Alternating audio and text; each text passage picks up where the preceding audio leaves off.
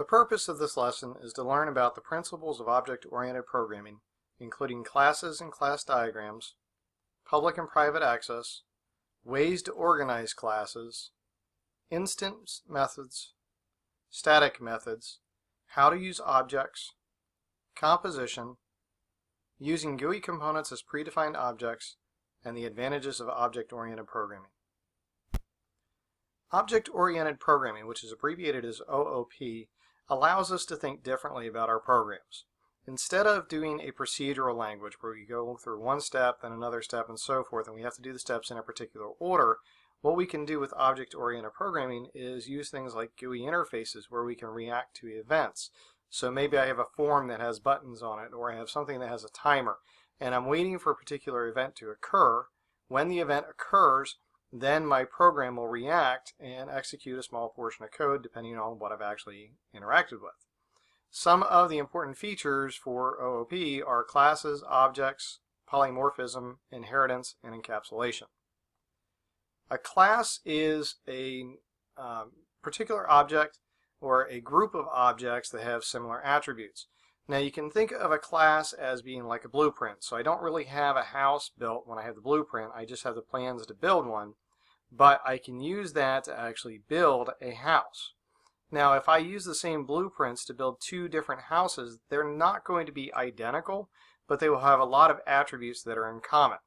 Now the attributes are going to be the characteristics of whatever the actual object is. Now if I were talking about automobiles, I would talk about things like an attribute of an automobile is that it has 4 wheels, typically. It would have an attribute called color. It would have an attribute called number of doors. It would have an attribute called engine size. It would have an attribute of brand name. Now I didn't actually define what the brand name was or the color or the number of doors or anything like that. I just simply defined that it has those attributes. But then I can start defining values for those attributes. So I can say that the color attribute has a value of silver. The number of doors attribute has a value of 2. And those are what actually would identify a real object. We have methods, which are actions that can be taken on an object. So we're typically going to use these to alter, use, or retrieve attributes. So what we're going to do is we're going to look at, I have my automobile. I want to set the number of doors that this automobile is supposed to have. So I can set the number of doors, I can turn around and I can get the number of doors. So I can look at it and actually find out how many doors there are. I can add to it if I wanted to. So everything that we have is an object. So we're going to have things like our actual form.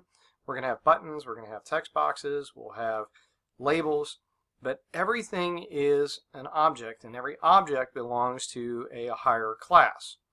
Alright, so what happens is I have this parent-child relationship, and what this does is it makes it where my different objects will have characteristics of their parent class, and it makes it where they're a little bit more predictable. So I know that if I have a class of things called buttons, and I make a button on my screen, I know approximately how it's going to function. Now, can I modify some of that behavior? Yes, I can, but the basic characteristics will still be the same. A class is going to be really useful because of its reusability. Now, a class is typically going to be a file. So I may have a file that's designed to provide a random number. Maybe I have a file that's its job. And so I have this class of things called random numbers, and I have this class of things called math objects. And those are just simply going to be separate files. They have different functions. I can call them. They're all objects, so we can interact with every one of those. We have these things called instance variables, and these are variables that belong to every instantiated object. And what that means is if I decide to take my blueprints and actually build a real object, then if my blueprints state that we're going to have some variables, then the object that I build will also have those variables. So let's say I have a blueprint for an automobile, and I have a variable for the number of doors and a variable for the engine size. And I decide to make 2 automobiles that are based on that blueprint. Then what that means is that each automobile will have number of doors. Each automobile will have engine size. Each automobile will have color and things of that nature. So we need something to be able to identify which one is which. and we actually need to figure out which one of those two variables belongs to which vehicle. So we'll get to that in just a couple of minutes. We have fields, which are just simply attributes for the object. And then we have states, which states are going to be all of the instance variables and their current values.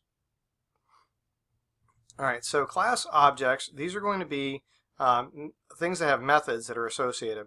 So every object that we create is going to have some methods. But what happens is every object that gets created from a blueprint is going to have the same methods. So what that means is that if I decide that I want to make two different types of aircraft and they both have, I design in the blueprint that we have a method for taking off, then both of the aircraft will have a procedure or a method for taking off. If I design in my blueprint that there's a method for refueling, then both of my aircraft have a method for refueling. Those are built in. All right, so what we're going to do is we're going to create classes from some of the objects that are instantiated. And what happens is I can actually take my object and I can build real files. So I could build a file to hold the data for my first aircraft and another file to hold the data for the second aircraft. Sometimes we can use classes that are created by others. So if I want to use a file that you create to add functionality in my program, you could actually create in Windows what's called a DLL, or a dynamic link library, and we could actually share that file. So I could use some of the functionality of your file. Then we have class clients. These are going to be programmer class that instantiates objects of another pre-written class. So I could do something like call a class of objects in things like random numbers, and I could just simply make a new object based on that. So now what happens is I've taken an object, a blueprint for a random number. I've made my own object based on one that was already predefined. Alright, so we talked about this thing called polymorphism. And essentially what this means is that we have different things that have the same types of actions. Okay, so in this example they're talking about that we have a door, a bank account, and an eye, and all three of these have a method called open. I can open a door, I can open a bank account, I can open my eye. Now they all have the same name, but in reality they all do something different. So it depends on what I'm going to do or what object I'm going to interact with as to how open works. So what happens is we can create this method name called open, and depending on how I call it, it will actually function differently. Now we get into this thing called overloading, and what this means is that I'm going to take a method, I'm going to give it the same name, but depending on what kind of data I send to it, it will give me different outcomes. We have an inheritance, so in this case we have a door. Every door has a basic layout. It has a rectangular shape, it has a doorknob, but when I decide that I want to make my instance of a door, I am going to use the basic layout. So I have to keep that basic layout, but I can add to it. So in this case, the basic door is just a slab, but then we decide we want to add a window to it. So what happens is that our new objects get their own traits, but they still have to inherit the traits from their parent object. There's this process called encapsulation, which encapsulation just simply means we're going to take all of the data that is contained and we're going to try to hide it from other objects and other methods. So what happens is we're going to take and hide our data. We're going to hide the actual code for our program, so that way when we create an object, somebody else can't see how that object functions. Sure, I could set the color for the car and I can see what the color for the car is, but I can't actually see the code on how that actually happens.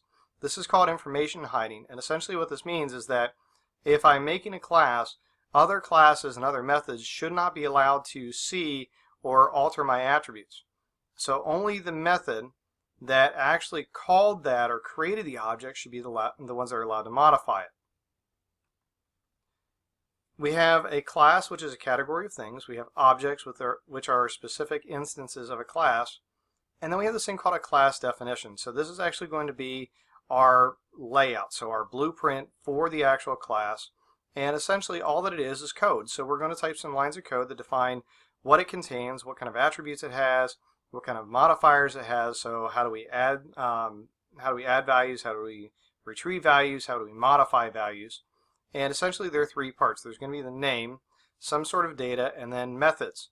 Now every class has to have at least have the name, but it does not necessarily have to contain data or methods. All right, so we create this thing that is a class declaration. Essentially what that means is that we're going to define this new class of objects. And it doesn't actually create the object, it just creates a description of what one of those objects would actually be like. So in my declaration here, in this case, we have an employee, and it's called assistant, or called my assistant. So what we're going to do is we're going to make this new class of things called employee demo. And if you notice down here, we have a main method, so every class is going to have its own main method. And then we're going to declare employee my assistant, and then we're going to have things like my assistant dot set last name. And what you'll notice is that the name of our particular object comes first, and then you have a dot and then some sort of action upon it. So I can set the last name, get the last name, modify the last name, I can get other information about it. But to actually reference it, I really have to call it by the name, dot, and then whatever its access method is.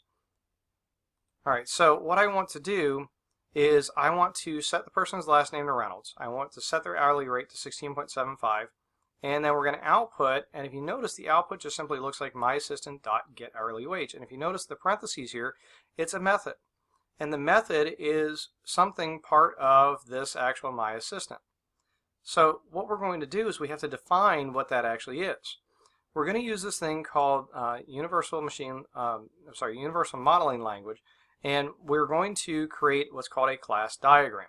And the class diagram is going to have a name, it's going to have attributes, and then it will have methods. So how do we do things to it? So these would be like variables here, the attributes, what color, what engine size, and then things down here like a method. If I were talking about a car, I'd have the color, engine size, and then start card, turn steering wheel, turn on radio.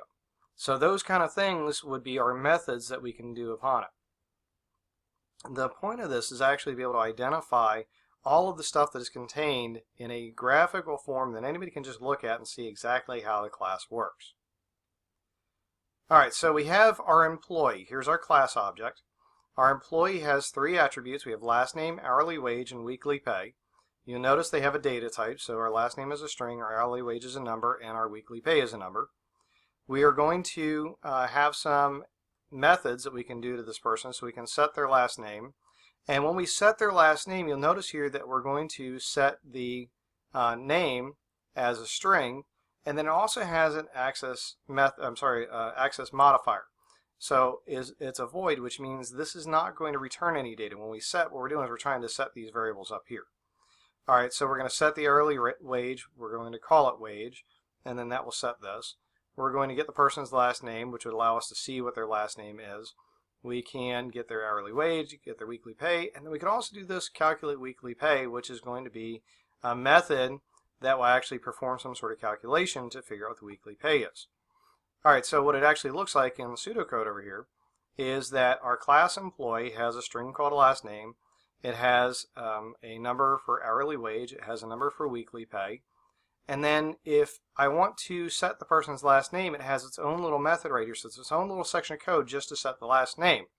And what we're going to do is some other method is going to send a text string to it, and so if it sends in Bob, or in this case his last name, so it sends in Smith, then Smith will get put into last name and go up here. Alright, so then I can also do things like set hourly wage. So if I want to set the hourly wage, let's say we send in $10, then whatever I send in as $10 will get put into hourly wage up here. And then it turns around and it calculates the weekly pay. Now, so it jumps down here and it says calculate weekly pay. The work week hours is 40, and the hourly wage, which I sent it up here, was 10, times work week hours, which is 40, would be 400, so it's going to put that up into here as 400. So now the whole point of this is that each employee is going to have their own object. And if you think of this like index cards, we're going to give every employee an index card, and on their index card we're going to store their last name, their hourly wage, and their weekly pay. And if I update their wage, then I have to calculate their new weekly pay.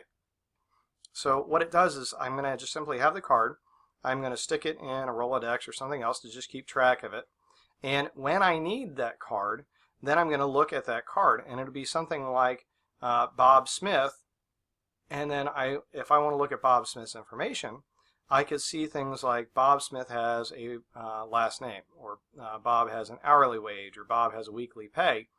And I could actually reference these based on the name. So I could say something like Bob.Smith and Bob.hourly wage and Bob.weekly pay, and I can actually use these in other sections of my code. But what I'm doing behind the scenes is I'm just simply storing that on a card, and I no longer have to try to keep track of a whole bunch of different variables.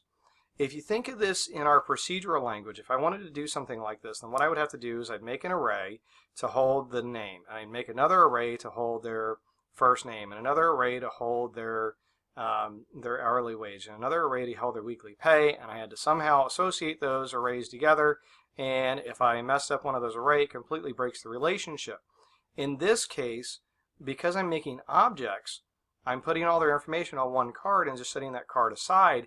I no longer have to worry about what happens if I change somebody else's card. So if I accidentally delete the weekly pay for Jane Doe, it does not in any way modify Bob Smith's card. All right, so we have these things called mutator methods, which are going to be when we set values. And what I'm going to do is I'm going to set the person's hourly wage. I'm going to set their last name. So essentially what it's doing is I'm going to send a value to this and tell it, hey, update the last name or update the hourly wage. So what happens is the index card has to accept, remember the index card is the analogy for our object, so the index card or object has to accept a value from somewhere else, which means if it's getting the value from somewhere else, it has to be allowed to be spoken to publicly. So what we're going to talk about are also access modifiers. We have these things called accessor methods, which are going to be if I want to get information. So if I want to get their last name, or if I want to get their hourly wage, or if I want to get their weekly pay, then I'm going to retrieve that information back from the method, and then we can use those values for other calculations or to output things on the screen. So if you notice in this case here, we have employee name, which is a variable that we're creating, and we're setting it equal to mysecretary.getLastName. So what will happen is it will say, okay, pull out the MySecretary card and then do the method for getting the last name. So what getLastName does is it actually will look at the last name, and then this whole thing here gets replaced with Smith, and then Smith would get put in for employee name. And then what we can say output wage is, and notice MySecretary.getHourly wage. So once again, it pulls out the Bob Smith card, says, hey, what's Bob Smith's hourly wage? It gets that, and then it puts it in for this section of code. We have work methods, which work methods are going to be ones where we actually perform some sort of calculation. We need to do something. And the way that this works is typically going to be if I perform a set method, if I change the value of one of those attributes, then typically we'll want to modify some other value. So like in this case, if I just simply from week to week, Bob always works the same number of hours and his wage stays the same, I don't have to calculate his weekly salary every week. But if his wage changes, then we need to recalculate his salary. So in this case, if I update his wage, then we have to perform a little section of code to calculate his new weekly salary, and then it will update the value for weekly salary. All right, so in this case, we're going to have a program. We have a number which is low, which is 9, a number which is high, which is 14.65, and then we have an employee, and notice the capital E here. This is the data type. And the data type, notice, is employee, which is an object. We're going to create a class object, and we're going to call it myGardener. So I'm making a new index card, and we just simply call it myGardener. All right, so myGardener.setLastName. Remember, every time I make one of these new objects, I have to have an exact duplicate of our little template. So I'm going to take the blueprint index card, and our blueprint says, okay, we're going to have the hourly salary, the last name, and their weekly pay. So I have to create that every time I get a new index card out. So I make a new object, I copy my template, and then I fill in the values. So I'm going to set the last name as green. So on my index card, it puts green for the last name. I'm going to set the hourly wage to low, which is $9. So on my index card, we're going to write in $9. And then output, myGardener makes myGardener.getWeeklyPay. So this says, hey, pull out the myGardener card, look at the weekly pay, and get that value for me. and then it will display it on the screen. Then the next line says myGardener.set hourly wage to high. So now we're going to go to the index card and change his salary to $14.65, and then we're going to output myGardener makes myGardener dot, so pull out the myGardener card, get his weekly pay, and the weekly pay should have been recalculated, because if I change his salary, or if I change his wage, then his weekly pay should automatically get updated. So what happens is, the first time we go through, the gardener made $360 per week, but after we updated his hourly wage, it automatically performed a calculation and updated his weekly pay on his index card, and now his salary per week is $586. So I don't have to re-perform the calculation. I don't have to specify that it has to be done. Behind the scenes, it knows if I change the object's hourly pay, automatically recalculate the weekly pay. So we don't have to do that again. Alright, so we have access modifiers, and so private access is going to be that the data that is inside of my method or inside of my class cannot be used by any other method that is not a part of the class. So like if I have multiple employees, then my multiple employees cards could actually interact with each other. They could see values for each other. But if I make it public, then any other class method that can call it has the ability to look directly at the values that are on those cards. Now, we want to use the most restrictive that we possibly can, so typically we want to declare these as private access methods. And what I mean by that is I usually want to make it where somebody can't just directly look at on Bob's card. I don't want them to be able to look at the values of the attributes for the last name, for the value for hourly pay, or for weekly pay. I don't want them to be able to look there. I want to force people to call the method that turns around and automatically calls that. Here's why.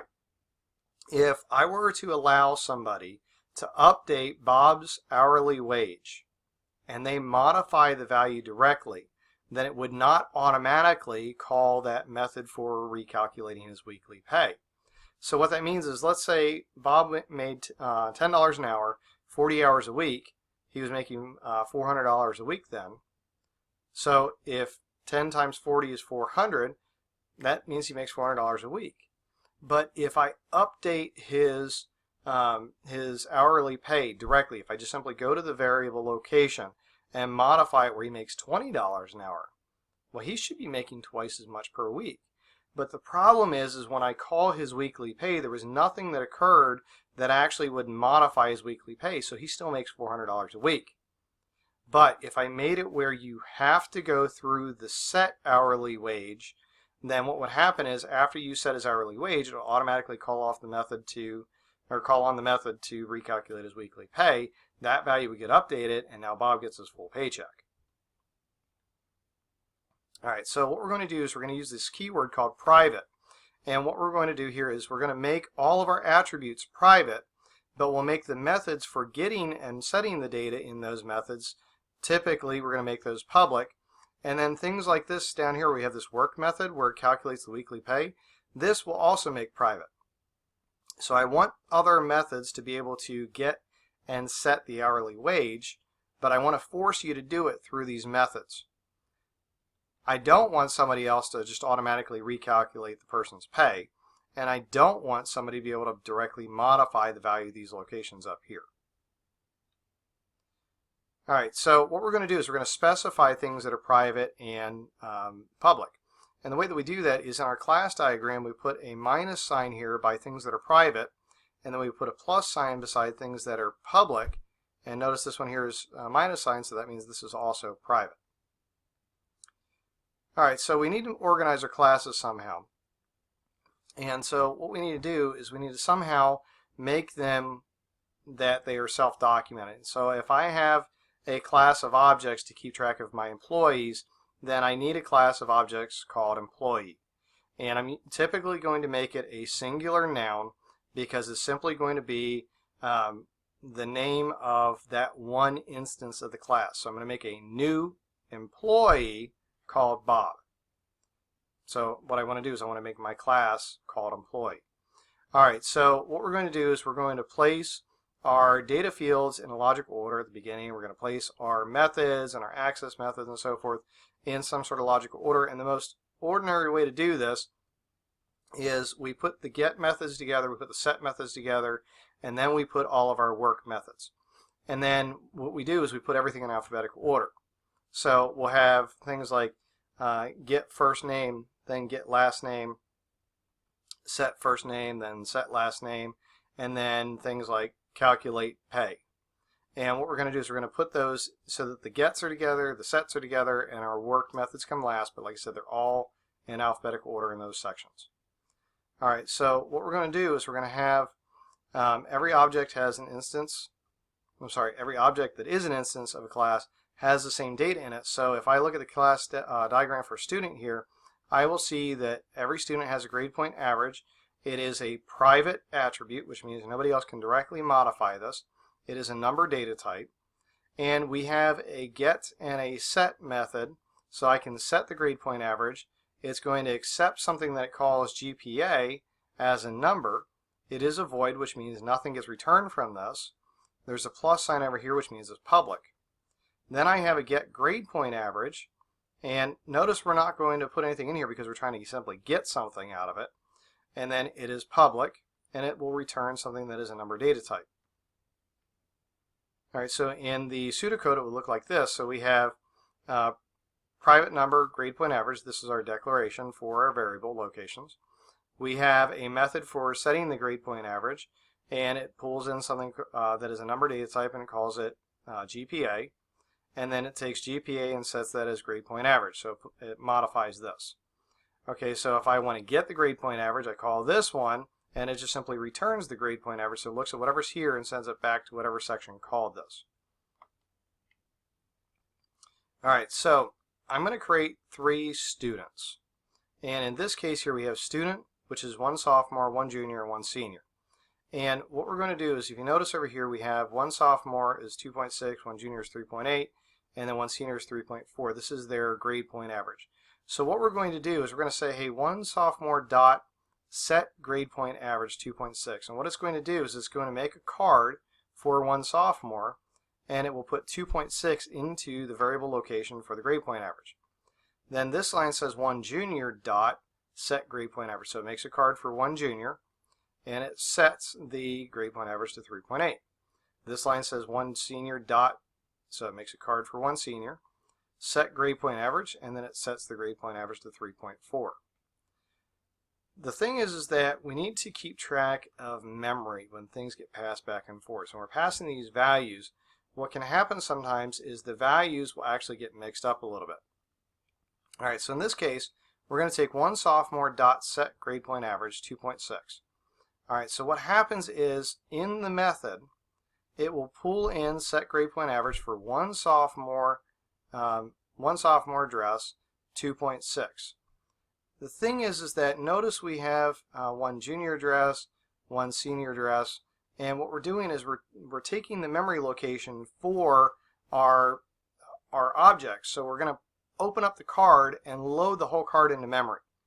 And what we're going to do once that card is loaded into memory is we're going to somehow have to reference that I want to look at the grade point average for the sophomore, or the grade point average for the junior, or the grade point average for the senior. And the way that we do this to keep track of which one is which is we use a keyword called this. Now it becomes kind of confusing because we're going to have this thing called a this reference, and it's a variable that is created automatically. It holds the address in memory of the entire object. So it takes the entire index card, loads the whole index card into memory, and then creates a variable called this just to keep track of the memory location for that whole card. And then what happens is if I loaded in the card for the junior, then this is the keyword that points to the memory location for the junior's index card. So I could say something like this dot grade point average, and this is the index card for the junior, so therefore this dot grade point average would be the junior's grade point average. Okay, now what happens is when I load one card in, I created this reference, but then I have to unload the card, which means this goes away. So then if I load in the senior card, then this now references the memory location for the senior card. And now I could say something like this dot grade point average. Now this dot grade point average is the senior's grade point average. So this gets kind of confusing. It'll make more sense when we start using a raptor because you can actually watch what it's doing, but it will be a little confusing for the next few minutes until I start showing you how it actually works. Alright, so it can only be used with identifiers that are field names. So what that means is that I can call the variable location here, or the variable name, and I can reference it as this dot grade point average. Alright, so what would happen? Let's say I loaded two separate cards into memory at the same time, and I try to pass the grade point average over to the junior and another grade point average over to the senior. And then I want to update the last name for the junior and I want to update the last name for the senior. Well, the system would get confused as to which I'm working on. So what happens is it loads the card for the junior into memory. The junior card is now this. So this dot grade point average is the junior's grade point average. Then it takes it out of what's called focus. So it may still be in memory, but it isn't in focus anymore, which means the keyword this now gets focused on the junior card. And so now say this dot grade point average, and then now that's the grade point average for the junior. So whichever one is the one that's in focus, whichever one is the one that is currently being worked on, will be referenced by this, and it's nothing other than the memory location for whatever object we're working on. Alright, so in this case we have a method which is a public void, which means other people can access this. It does not return anything. It is a mutator method because it's going to set something. It's going to set the grade point average. It's going to accept a number from whatever method calls it, and we're going to put it call it grade point average. So we're going to take the grade point average and put it into a variable location called grade point average. Now here's where it gets confusing, is if I have the keyword the same for the variable here and the variable up above in the actual attributes for this card, the system would get confused as to which one is which. So this dot grade point average is always going to be the card's attribute. The one over here without the keyword this will be the variable name that is defined here. So what will happen is if I pass in 3.2, then grade point average will get put here as 3.2, and then 3.2 will go into this dot grade point average, which is the memory location for the attributes for this card, and it modifies that location. Like I said, it'll be a little confusing, but you'll be able to watch it when we start using Raptor.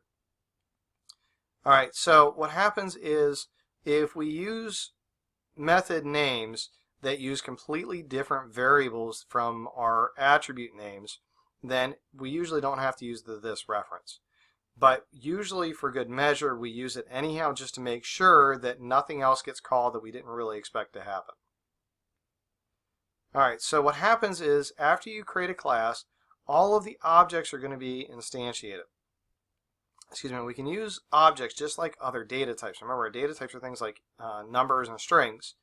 And then we have other things like integers and booleans, and we have floats and decimals and everything else. But what we can do is we can actually use an object just like a data type, which means I can actually make a new variable name, a new memory location, which is an object. And so we're going to do that by just simply calling the name of our class, space, and then give it some sort of name. We will actually get into those here soon. The way that this works is we're going to create a class called inventory item, and then in this case we have the public void set inventory number, which accepts a string data type called number. It takes whatever that number is and puts it into inventory number up here. We have one to set the description, which would update the description. Now notice this is called description and our attribute is description. So if they're both the same, then we need to use the this dot reference. So the one over here, description, is the description here. This dot description is the one up here, because this, remember, references the attributes for the object. Alright, so then we have a public void set price, which is going to take in some number which is going to call price.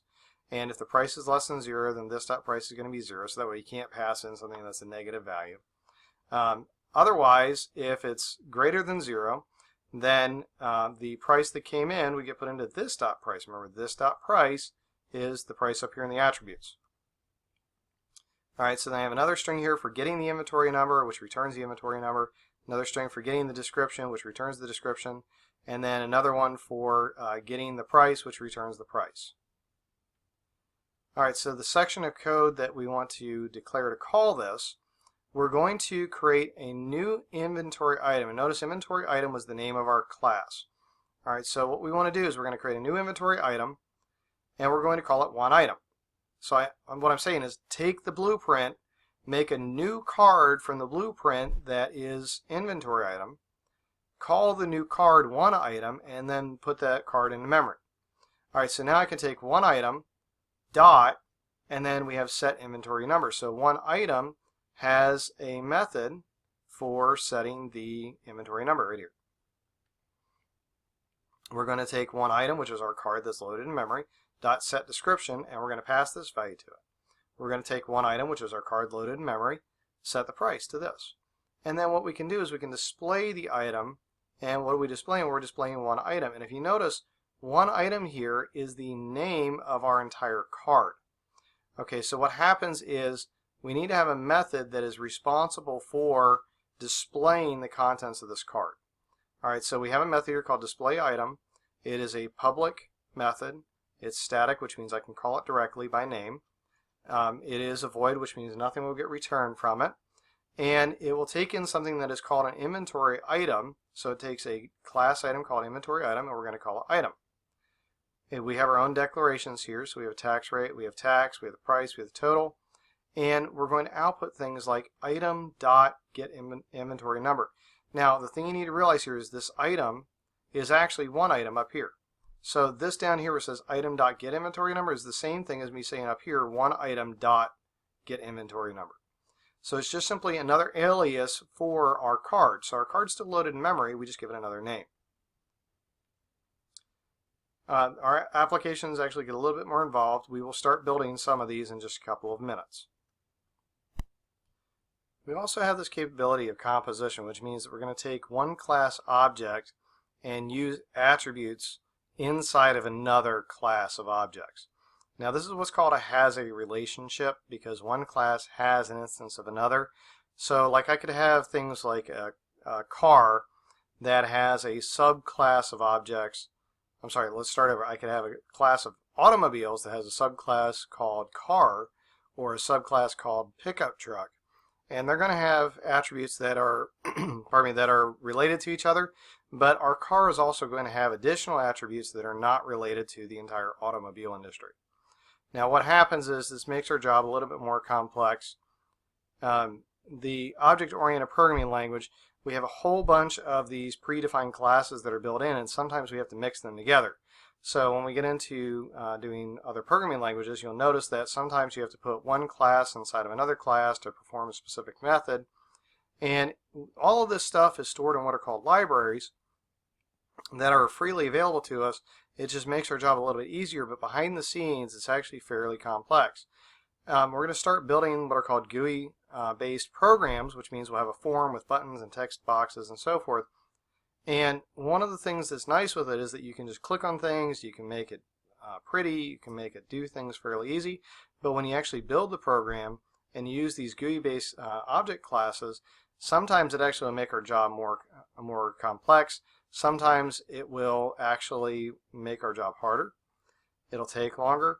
And it also would end up where we could have one user on one platform, like an older version of Windows that runs our program, and the program looks completely different on their version of Windows versus somebody that has a newer version of Windows.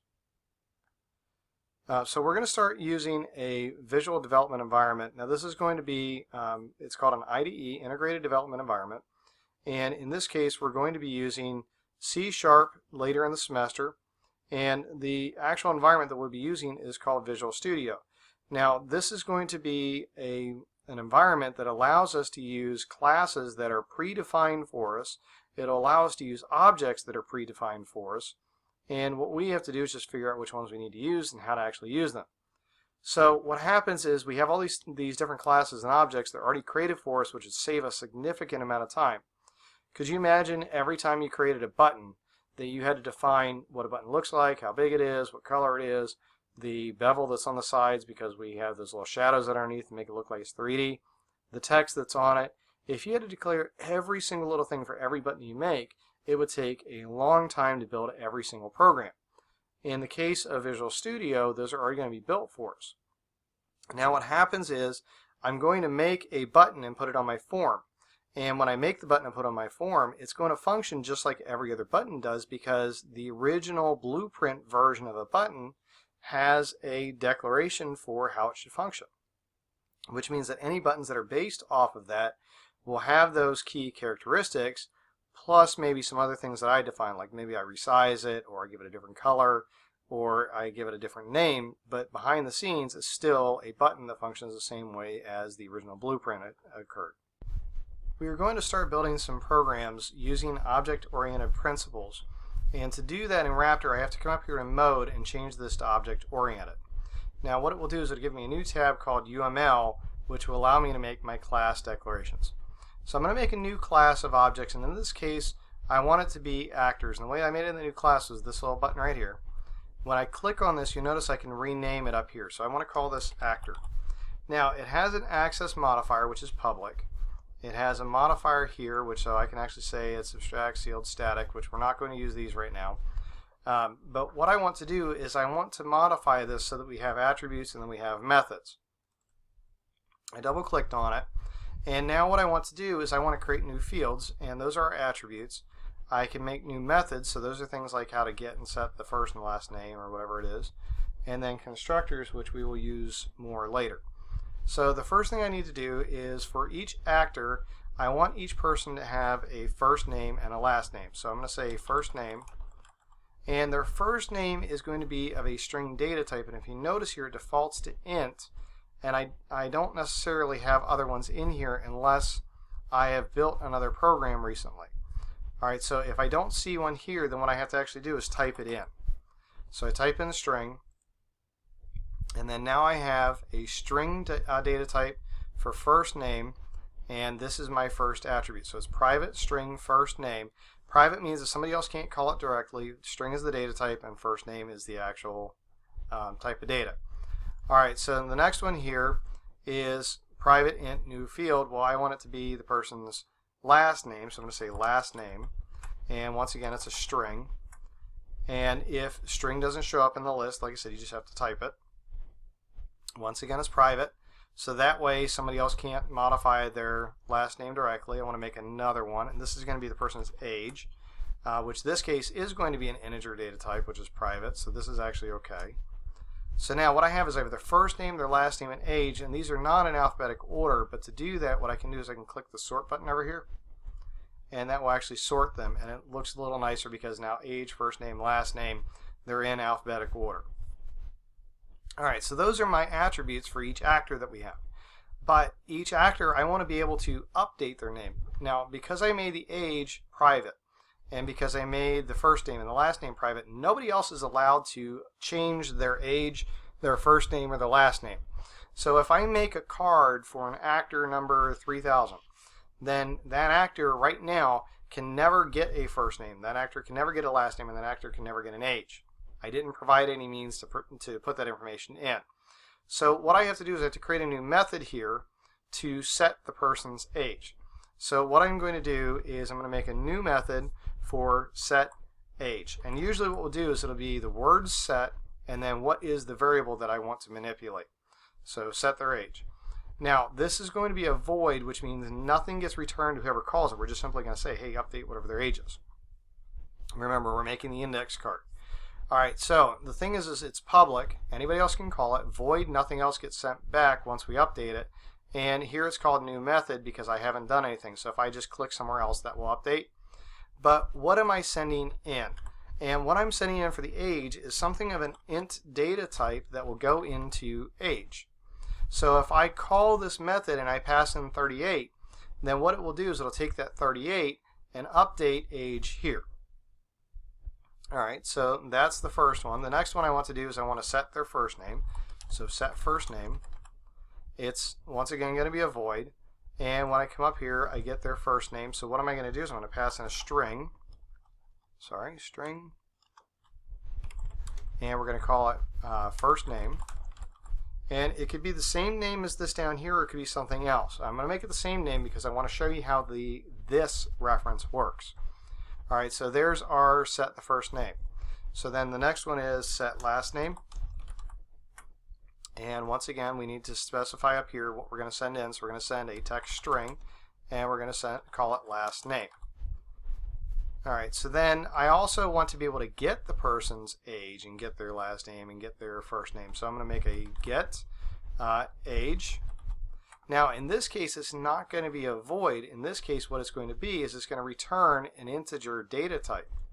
So when we return, we're going to call it public int get age. So if I call this thing, just simply say, hey, get the age, it will return an integer type. All right, so I'm going to make my get, let's see, first name.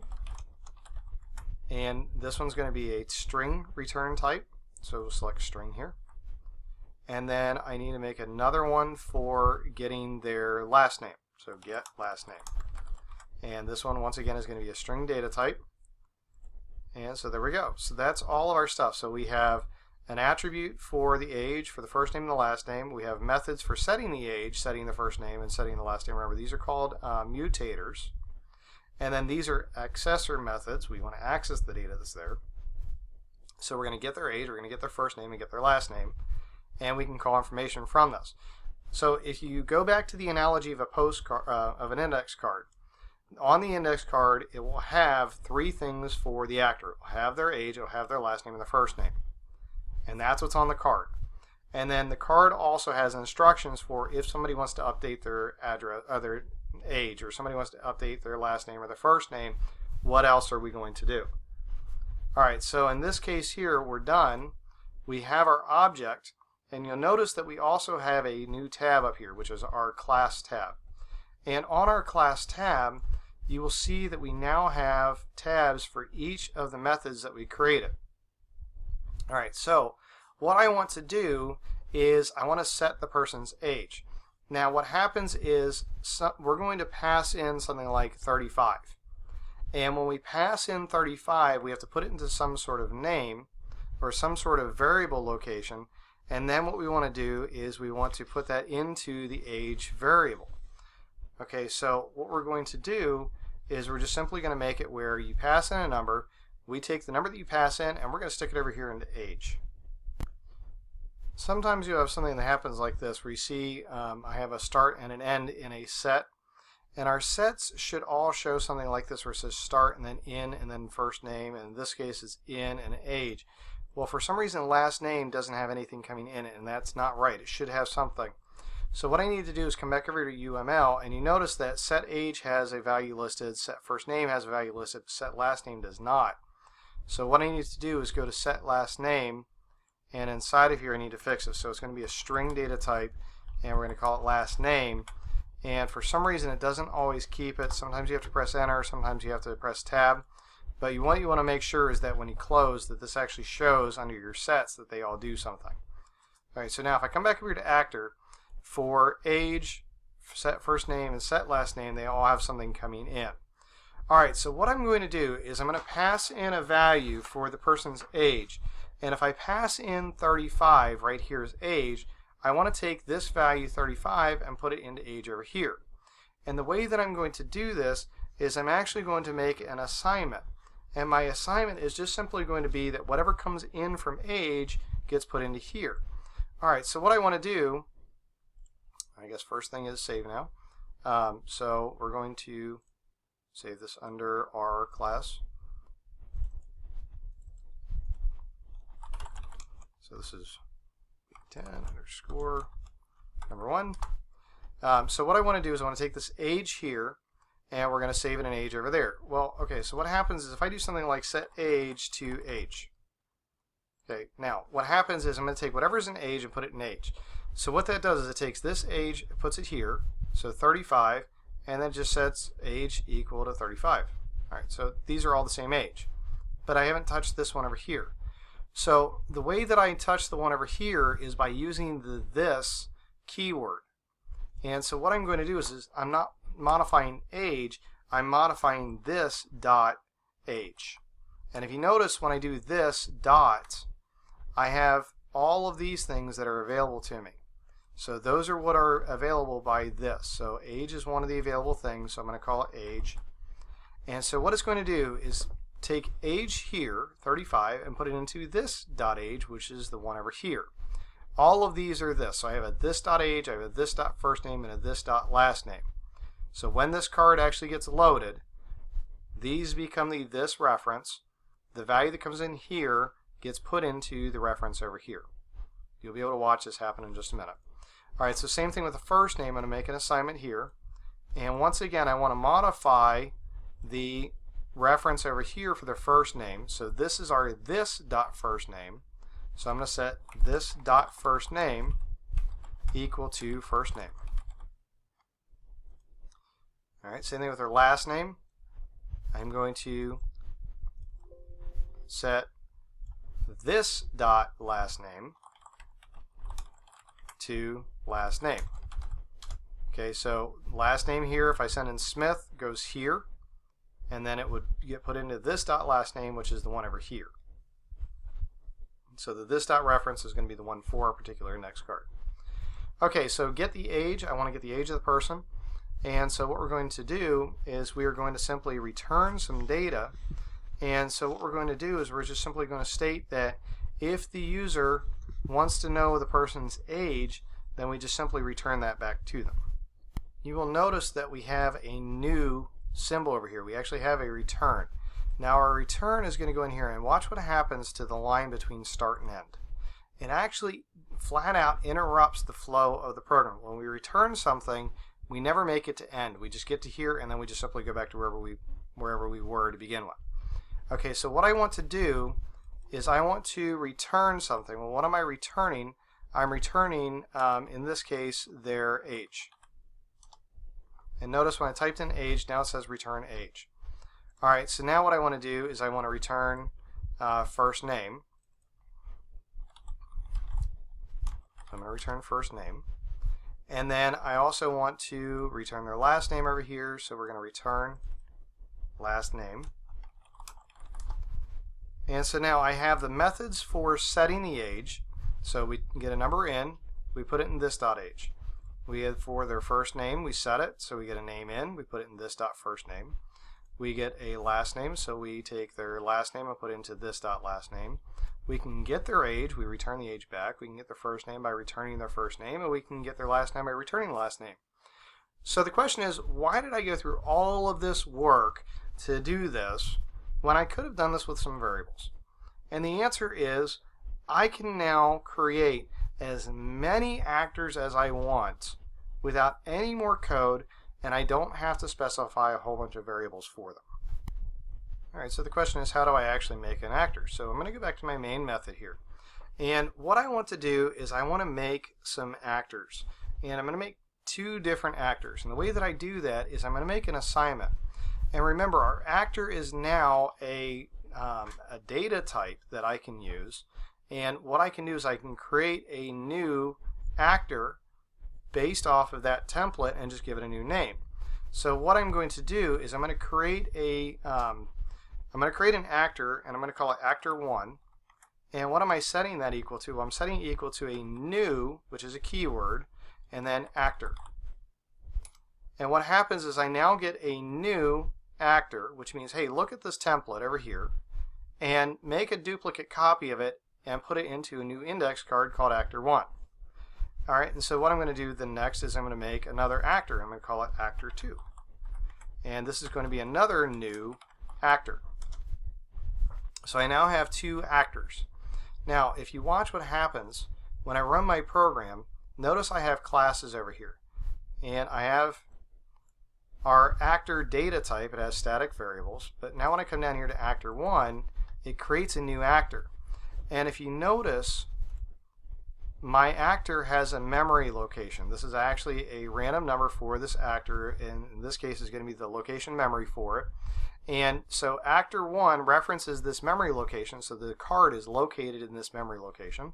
Here's the memory location, and that memory location has 3 variables. All right, and then I have another actor that also has an age, a first name, and a last name. And the only difference between the two of them is what is their memory location. Now, I reference that memory location by a name, but I can reference it by actor1 and actor2. All right, so I now have my actors that I can use. Alright, so I have these two actors, and what I want to do is I want to do things like updating their name and their address, and I'm sorry, their first name, last name, and their age. Alright, so what I'm going to do is I'm going to make some calls. Alright, so under actor 1, I'm going to make a call here, and I'm going to say something like actor 1 dot, and then now what's available to me? Well, I can do things like setting their age. So I can set age. Alright, so I'm going to set their age, and what am I going to set their age to? And in parentheses here, I'm going to say 35. So this person is 35. Okay, so now I have actor.1 set age to 35. Now watch what happens when I run the program. I get actor 1. Actor 1 has the age, first name, and last name, but when I get to this call, when I click the step into it, you'll notice that the set age method itself has its own variables. And notice we have a keyword called this. Now this is the memory location of whichever card we loaded in. So if you notice over here, 231-89346 is the memory location for actor 1. Alright, so what happens is when I take in the 35, the age here, and put it into this dot age, it'll take 35 from here and stick it into this dot age down here. There you go. So now that actor is 35 years old. Alright, so then we create the second actor, and then now our second actor gets his own memory location. Alright, so I'm going to do the same thing for their first name and the last name. So I'm going to make a call here that actor1 dot set first name. And what are we going to do with the first name is we're going to set it equal to Bob for this guy. And then his last name is going to be Smith. So actor1 dot set last name. And he's going to be Smith.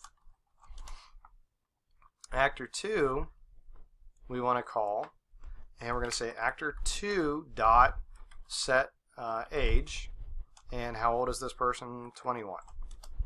Alright, and this person has a first name, so we're going to say actor 2 dot set first name, and this is Jane, and Jane has a last name of Doe. So actor 2 dot set last name is Doe. And there we go. Okay, so now what we're going to have is we're going to set their first name, their age, their last name.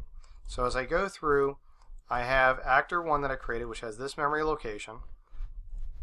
And now when I get into setting their age, you'll notice this reference. This reference is the memory location for actor 1. We go through, we get their age, and then when we get the age, it updates their age down here on their index card. It goes back to the main method, and this went away. Alright, so now we're going to update their first name, and when I step into that method, once again we get this reference, which is the memory location for the card that we're manipulating. We are going to take the Bob and put that into this dot first name, so it should go down here into their first name. Same thing with Smith. Now we get another this reference, which is the same card, and we're going to take Smith and put it into this dot last name down here. Alright, so now I have my first actor is 35 years old, and his name is Bob Smith. Alright, so now our second actor, when I step into it, we created the new actor. Our new actor has an age of 0, first name and last name is 0. We didn't specify a data type for them. Alright, so what we're going to do is we're going to take their age, and you notice we get a new this dot reference, and the this dot reference this time is the memory location for that second actor. So now what we're going to do is we're going to take the 21 that came in and put the 21 into this dot age. Alright, so now I go through Jane will be put into this dot first name down here for the second actor. And then Doe comes in, and Doe becomes this, which is 4416049 dot last name. And now she has a last name. So now I have two actors, and all I did is I created the template for what an actor looks like. What kind of stuff does an actor actually have?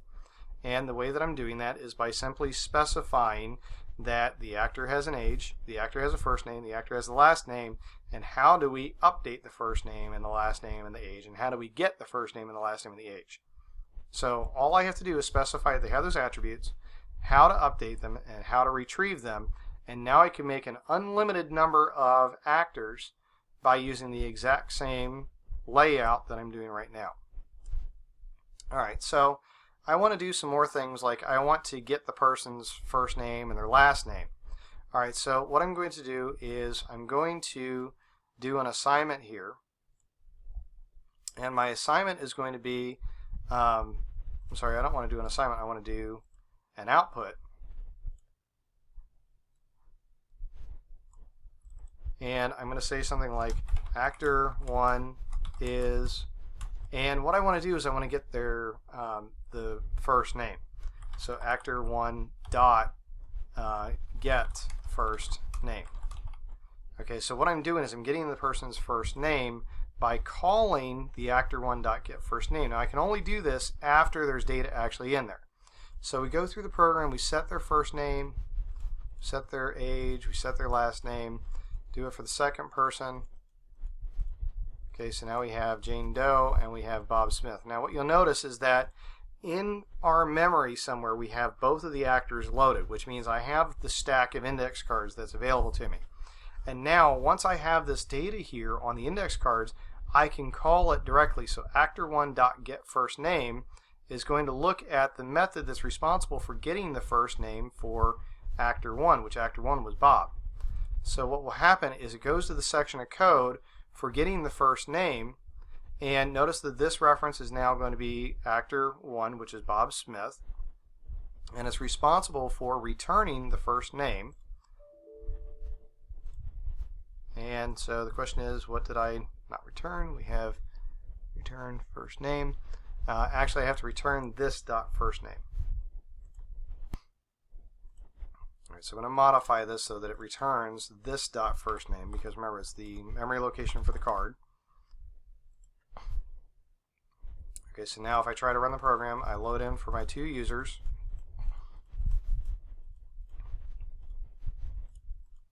Okay, so here's my Jane Doe. So I want to call the get first name. So here's the method for returning the first name.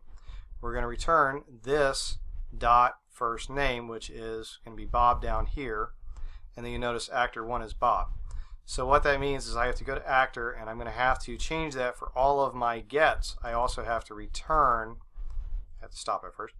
I have to return my this dot for each of the variable locations, because what I'm doing is I'm simply telling it that look at the index card. The index card is always going to be called this, and return the value that's located. So it'll be this dot first name, this dot last name, and this dot age.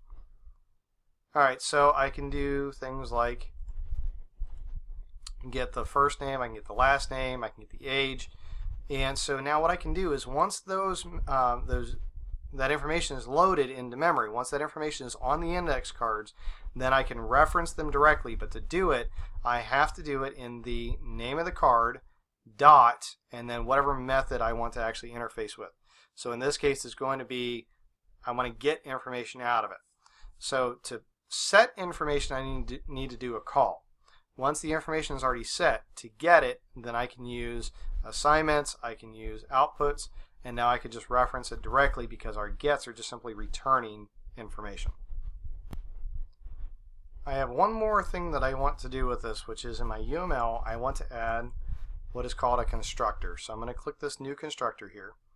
And my constructor is going to be that if I want somebody to be allowed to send information, and if they include all the information that I need for all of my sets, then I can allow them to do it as one call. So I don't necessarily have to specify first name, last name, and age as 3 separate calls if I know for a fact that they're going to send all the information. Alright, so to do this, what I'm going to do is I'm going to have a new public actor up here. And so what we're going to do is we're going to specify that our actor here is going to take in 3 types of data. Now I have to get all of them for this to work right. So what I'm going to do is I'm going to take in an integer value for age. And I'm going to take in a string value for first name. and I'm going to take in a string value for last name. Okay, so what I'm doing is I'm specifically stating that if somebody calls this thing and they want to call it directly, then what they can do is they can call actor, and then they can simply add an age, a first name, and a last name, but they have to construct their call specifically. Alright, so what I'm going to do, and I made sure that it showed up this time, which if you move the handles here, you can actually see more of this. You can see all the data that's in it. So what I want to do is I want to make one more user, one more actor, and I want to make it where that particular actor has all three things declared at the same time. So my third actor here, so what I'm going to do is I'm going to do a call. Sorry, before I can do this call, I have to make a new instance of that object. So I'm going to make an assignment here, and so I'm going to say that actor3 is a new type of actor. Alright, so I have actor3 is a new actor, and what I want to do is I want to do all of these sets. So I did set age, set first name, and set last name separately, but I want to make it where if I send the data in the correct order, I want to make it where I can update all three of them at the same time. And the way that I'm going to do that is I'm going to make a call that says something like actor3 dot, and then what is the name of the type of object that we're going to play with, so actor. Okay, so in this case what I'm going to send in is that they are 36 years old, and this is Sherry, and then let's see, Hall, just for a name. Okay, so I want to send in this information. So what we're going to do is we're going to populate our first two users. So I'm just simply going through to show population of the first two users, which is already done. Okay, so now what I've done is it makes a new actor called actor3, and actor3 is memory location 6689718, which is down here, and actor3 has an age of 0, a first name is 0, and a last name is 0. But what will happen is if I declare that this actor has these three values, then what will happen is I can actually send in the actor, I can pass all of those values at the same time. Okay, so what happens is I need to have calls here in my actual program so that it can take whatever age, first name, and last name are and stick them into the values over here. Okay, so I'm going to stop the program. In the same way that we did our sets over here, we set this name, or this dot last name is last name. I'm going to do the same thing here, but I'm actually going to declare all three of them. So I'm going to make three different calls, or three different assignments. And so the first one is going to be this dot age is going to be whatever comes in as age. The next one is going to be this dot first name is going to be whatever comes in as first name. And this dot last name is going to be whatever comes in as last name. Okay, so I'm going to run the program again. We'll go through, populate our first two actors.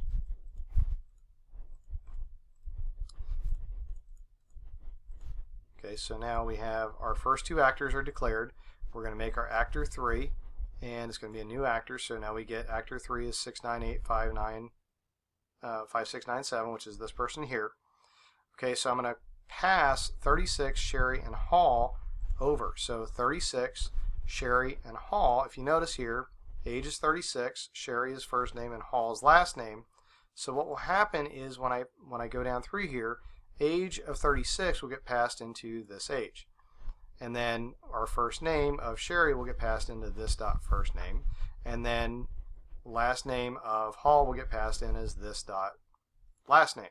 So now I made the exact same type of calls that we did for our age and our first name and our last name, but by creating a constructor, I actually make it where if you pass the values in the correct order, then I'll let you do it all in one simple pass. And all we have to do is make one call to it, pass the values in the correct order, and it will let us do it.